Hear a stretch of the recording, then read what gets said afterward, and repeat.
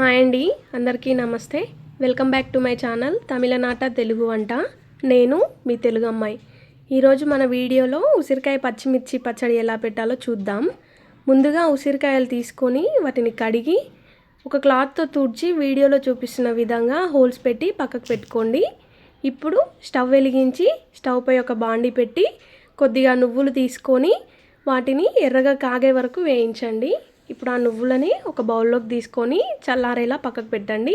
ఇప్పుడు అదే బాండీలో కొద్దిగా నూనె వేసి ఆ నూనె కాస్త కాగాక అందులో ఉసిరికాయలు వేసి వాటితో పాటు కొద్దిగా పసుపు, కొంచెం ఉప్పు వేసి మూత పెట్టి కాసేపు ఉడకనివ్వండి. ఇప్పుడు ఇందాక వేయించుకున్న నువ్వులని మిక్సీ పట్టి పొడిలా చేసుకొని పక్కకు పెట్టుకోండి. అదే మిక్సీ జార్లో కొద్దిగా పచ్చిమిర్చి వేసి కోర్సుగా మిక్సీ పట్టుకోండి. ఇప్పుడు ఉసిరికాయలు ఉడికాయేమో చూసి వాటిని ఒక ప్లేట్లోకి తీసుకొని అదే నూనెలో ఇప్పుడు మనం పట్టుకున్న పచ్చిమిర్చి పేస్ట్ని వేసి ఒక 2 నిమిషాలు వేగనివ్వండి.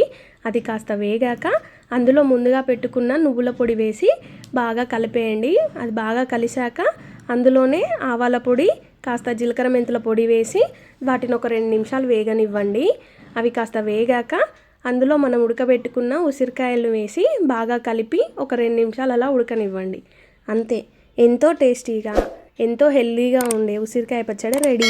వీడియో నచ్చితే తప్పకుండా లైక్ చేయండి, కామెంట్ చేయండి, షేర్ చేయండి.